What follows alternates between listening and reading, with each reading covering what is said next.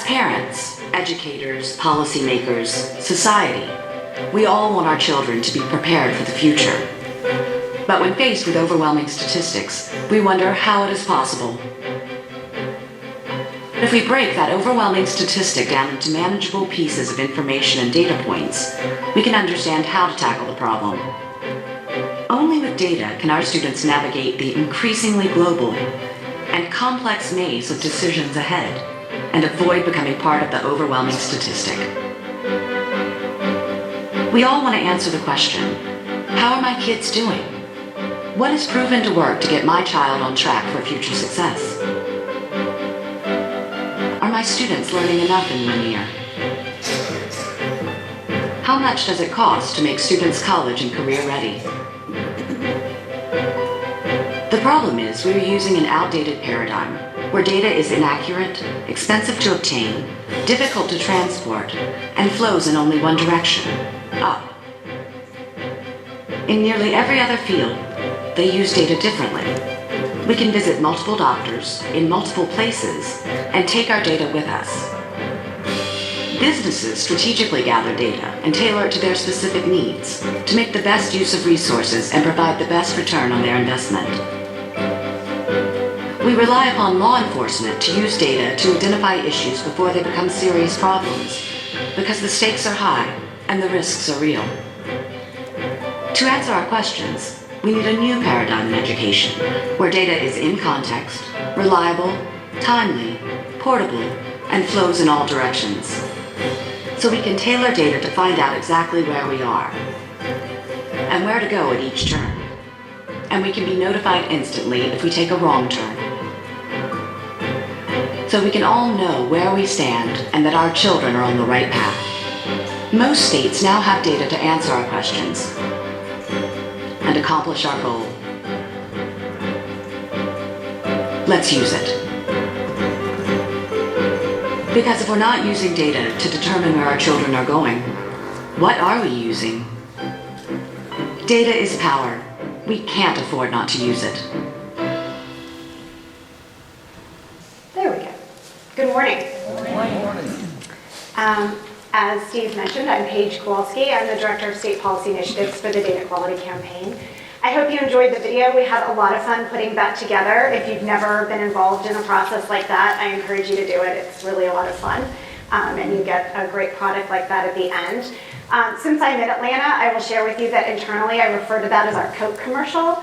It's not going to necessarily convince you to do anything, just like a Coke commercial doesn't switch you from a Pepsi drinker to a Coke drinker, but it kind of makes you want a Coke, and you think, I think I'm going to go get a Coke. And so our hope with that is to just get you excited and remember why we're doing this, and really keep those images in your head of these kids and these parents, policymakers, thinking about what kinds of decisions do I have to make and what is the information I need so I can make the best choices. And that's really the messages that we want in your heads, and not so much thinking about systems and IT and bits and interoperability. That's the how we get there, but that's really the end goal of all of this. And as you think about questions you have that you need to put to people, helping people understand, push folks who are doing this to help explain to you how what they're doing is getting you to these kinds of solutions.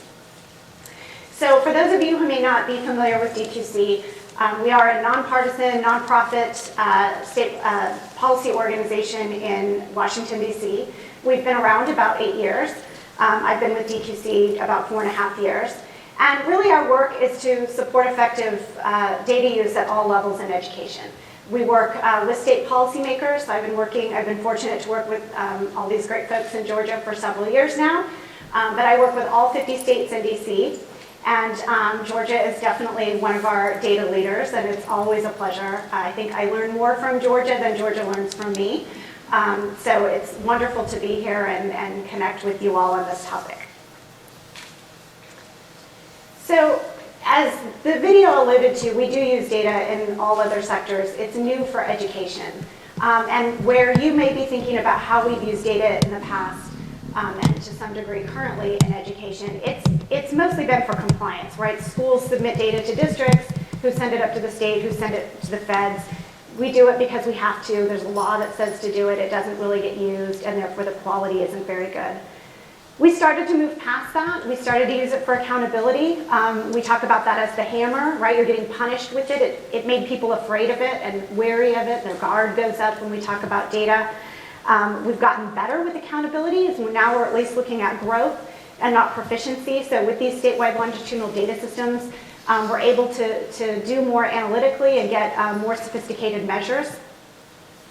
But where we really want to go is using information for continuous improvement, using data as a flashlight in addition to a hammer, and really being able to shine the light on current practices and understand what are we doing well and where do we need to improve, what's working, how do we do this effectively, at a reasonable cost, how do we do it efficiently, how do we help folks make decisions. So what does this start to look like? We talk a lot about this linking data over time and across sectors, and having information on each child as they move through our education and workforce pipeline. And a lot of folks say, well, really, what is the value of doing that?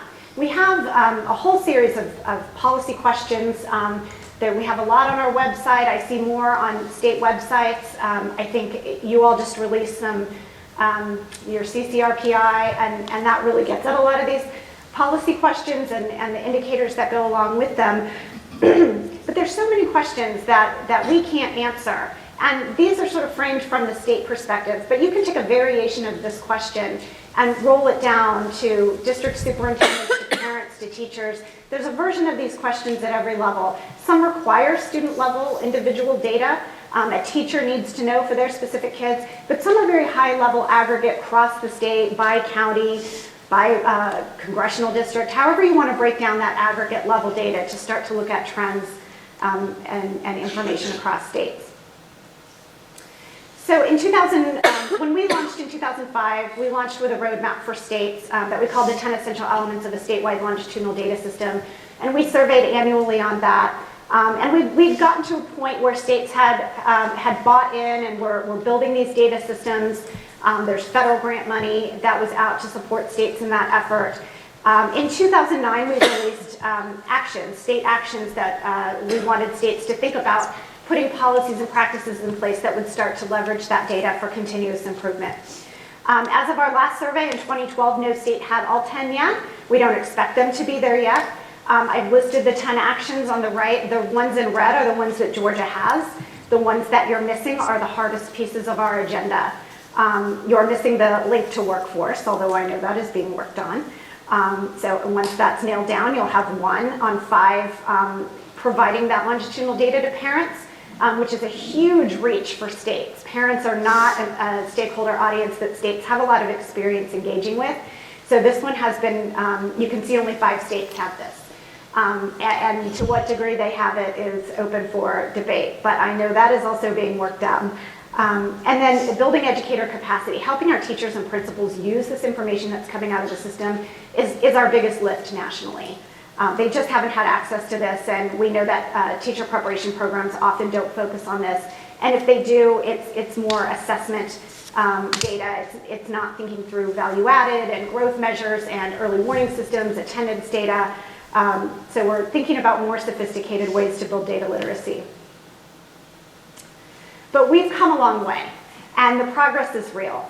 And we know that folks are really embracing this at the top, at the parent level, at the PTA level, educators. DQC has 100 partners at the national level, representing every constituency that you could possibly name, whether it's the governors or the school chiefs or the state boards or the school boards or the unions, or if you name it, they are our partner, and they believe that data is a huge piece of the solution for everything we're looking at. In 2005, when we launched, the average state had 4 or 5 of those 10 essential elements. In 2011, when we last surveyed on this, the average state had 9 or 10 and had committed to build all 10 through the stimulus funding. In 2009, when we launched those 10 state actions, only 8 states were reporting that they were using state funding to build their data system, and this is the most exciting thing. In 2012, we had 36 states reporting that they were using their own state funds to build their data system. And this was huge and a little bit shocking for us when we got this number in. If you think about state economies and state budgets, and resource allocations, particularly in education between 2009 and 2012. The fact that folks at the state level were committing resources to this is incredibly meaningful. And there were still federal dollars flowing during this time, but states have really embraced this as their responsibility and their obligation to provide educators and families with this information. Getting this information out to people, that's the hard part. So collecting it, which is something people, we've been collecting data forever. And we hear this all the time, data rich, information poor. Getting it out, that's the tricky part. So in 2009, we had 17 states getting at least 2 reports out to the public that had longitudinal statistics. This is pretty low lift, right? A cohort grad rate, that's a longitudinal statistic. So the fact that in 2009 we're only at 17 is pretty meaningful. And now we're at 42 states that have at least 2 reports out there with this kind of data. So if your state is reporting a college enrollment rate, a remediation rate, a cohort grad rate, a dropout rate, any kind of growth data or value-added data, that's all because of these data systems, and you can't get that information without a statewide longitudinal data system. So moving forward, the hardest part of all of this work is changing the culture around us. It's changing our minds and our hearts when we think about data and how we're going to use it. And it's getting people to really embrace this idea of continuous improvement and this flashlight. And where we've been in the last few years is this blue part up at the top around enabling these state conditions. We know we need leadership across P20. It's something we've worked really hard on with states. We know we need policies in place that support this, and we need resources. We need funding, we need training, we need infrastructure. But we're starting to focus on this green bar now, the local conditions, the things that when I've gone out over the last 7 years and talked about these state systems, what I always hear coming back is, principals aren't supporting teachers' decision-making with data, or teachers don't have the skills or the time in the day. School boards aren't making decisions based on the data. I hear a lot of stuff coming at us from the local level. They don't have the technological infrastructure, the bandwidth, whatever it is, they can't access it, it's not actionable. So we've gotten to a point where we can start to address this green bar and these local conditions. And you'll see more from us over the next couple of years about what this looks like and how we can start to get there, and how we'll be putting out recommendations for states now that they've built it and put in those state policies. How can they really start to support this work at the local level? But in between the two, thinking about how are you going to provide services to your districts through this, and how are you going to get feedback back from them? Again, something that Georgia has done really well, and we've learned a lot from the state of Georgia on these 2 white arrows. It's absolutely critical to getting the work right. So the role of the state, I hear a lot of folks talk about, well, how can the state really do this? And is this really the role of the state to provide information? Isn't that the district's responsibility? And where does the district fit into all of this? So there is a role for everybody to play, and this isn't taking the district out of the equation at all. It's really more about finding what's the appropriate role for every stakeholder, and how can you start to do this with some efficiency and some scale and provide the specific value that the state can provide and the specific value that the district can provide. So thinking about equalizing capacity across districts. So every state has their Chicago or Austin or Gwinnett or Atlanta or Miami. Everybody's got these big high capacity districts that have research departments and resources and grant funds and all this great stuff. But then everybody's got those lower capacity districts. Some are rural, but some aren't. Some of it's funding, but and where they may lack capacity, it's different. Sometimes it's money, sometimes it's skills and training, sometimes it's the technology. It's different, but the state can help equalize that and start to play that role of, if it is funding, how do we help you? But if it's technology, then how do we help you over here? So realizing that districts are different and have different needs.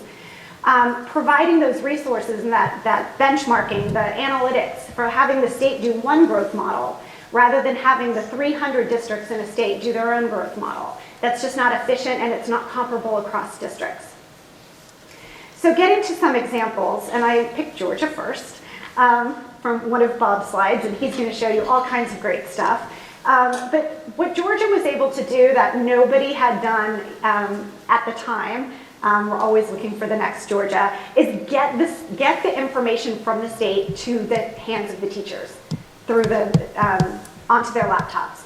And for a teacher to walk in the beginning of the school year and pull up their school roster and see longitudinal academic data on all of their kids from day one. That's huge. And if you take a look at the video that Steve referenced earlier, there's a lot of different stakeholders in that video talking about this system and the value it's provided.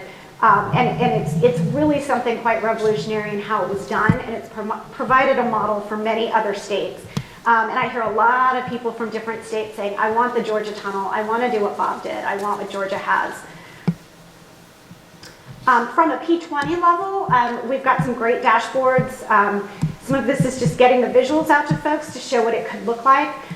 In Maryland, they've approached their P20 data system in thinking about both stakeholder and purpose. So you can come at it through the policy question. You can come at this through, you can see there's different portals at the top, whether you're a parent, student, policymaker, researcher, educator. But then it gets to these sort of policy questions. And obviously, if you're a parent, you don't have a policy question. Your questions are a little bit different and more specific to your child and your school. But it's a way to start showing the value of this information and with helpful resources on this side. This is an example of what not to do in a slide. It's very text heavy, but I wanted to get the story out of really what this looks like at the state level and how we can start changing this data culture. Kentucky is a great example of how they've done this. They've had a real commitment to data at every level. They almost sort of created the high school feedback report and what our thinking is on that information and its value and the role of the state in providing that with linking K-12 and higher ed data and getting that information back to district superintendents and school principals to help them understand their programming and what kind of outcomes it's leading to. They've built their system, they created the reports, their legislature has allocated a fair amount of money to this over time.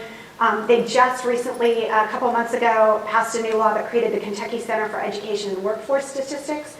I encourage you to take a look at this website. They've got a lot of great reports on there. They just launched a kindergarten readiness report that's kind of the equivalent of the high school feedback report, but at that early childhood level. And it started a lot of great conversations already around the state. And they were really thinking about how do we go out to our stakeholders in the field and understand how is this information being used? How do we make it better? What does timely mean? How do you need the information? When do you need it to make the decisions you need to make? They've seen some pretty dramatic increases in their post-secondary enrollment and decreases in their remediation rate. They don't attribute it 100% to this information, but they do think it was a key driver on moving those numbers. So when you think about collecting this information and getting it out to stakeholders that have never had access to this kind of information before, we start to have these concerns about privacy, security, confidentiality, which are three completely different things, by the way. They all have different obligations and different roles. Security is more like what the bank does with your money, and how do they really keep it secure? How do we know that the person behind us in line at the ATM isn't going to come and be able to jerry-rig the system and take our money out? Privacy is a little bit more complicated and really gets at those policies and procedures and protocols in place on who has access to data and why are we using it, why are we collecting it, and what are we doing with it, what is the purpose of it. And so the goal of this is to really be very smart about how can we effectively use this information and really maximize it for all those reasons laid out in the video, and then how do we minimize the risk, and how do we protect privacy. They're not mutually exclusive goals. We can do both, and we do both in every other sector. It's very important to get folks who are collecting data, whether they're at the school, the district, or the state, to be thinking about what those policies are and who needs to be engaged when they're developing them, and how do we communicate out what this looks like. And just being very clear about why we're doing this work, why are we collecting this information, why is it linked, and then who has access. As I mentioned earlier, the DQC does survey states every year. We survey through the governor's offices on those 10 state actions. Those actions are really P20 workforce. That's why we go through the governor's office and no longer the state education agency. And we do prepare a report that will look a little bit different starting next year. But for now, it's a 2-page report by state. We have all the national information in every state. All the state information is all on our website. This is the Georgia State profile. And it's a great place to start a conversation, whether you're at the local level or in the business community or higher ed or sitting down with your state policymakers about where are we on this, how are we using this information, and how do we move forward. And just some questions for you to be thinking about. How do we help educators use this information? How are policymakers using it to better allocate resources? How are we supporting our lowest districts? And most importantly, again, at the end of the day, thinking back to the video, do our parents have actionable information about their own kids and their own schools in order to inform decisions about their kids? So I wanted to leave you with this last visual. This is my son's bedroom. This is the box that sits under the bunk beds that holds all of their report cards and progress reports and artwork. It's really a jumble. Since they were born. They're 6 and 8. And it's all meshed together. I didn't even separate it by kid, let alone organize it or put it in binders by grade or year or what have you. It's just under this bed, and it's bursting. I'm gonna have to get another one. And yes, they have a Star Wars themed room, so I didn't even make the bed before I took the picture. But this is where I keep their data. And it's not really helping me do anything for them as it is. It's not electronic. Again, it's not even organized, let alone electronic. It's not linked longitudinally. There's no context. I don't know how any other kids in any other schools are doing when I look in this box. And I guarantee you there will never be any predictive analytics or growth placed on top of this because I don't have a clue how to do this. I cannot look in this box and know if I'm making the right decisions for my kids. I can't look in this box and know if they're going to be successful when they move to middle school, if they're prepared to take AP courses, or our high school is transitioning to IB. I don't know if they're ready for that. I don't know if they're prepared to major successfully in a STEM major in college. But we have this information, and I know that Amazon is really good at telling me what books I'm probably gonna like, and they're kind of right a lot. And somehow Facebook knows what shoes I want over on the side. So while it's creepy at the same time, it's also incredibly helpful. And it helps us narrow down the world of 10 million books down to about 100 I might actually want to browse through on Amazon. It helps me make a decision. It doesn't tell me what the decision is, but it narrows down based on all the information out there. And that's what I need. And we know that there are analytics that can do this, and we just have to work together at the state and the district and the school and teacher prep and higher ed and workforce and business and come together and figure out how to turn this information in this box into something that's going to help people make decisions.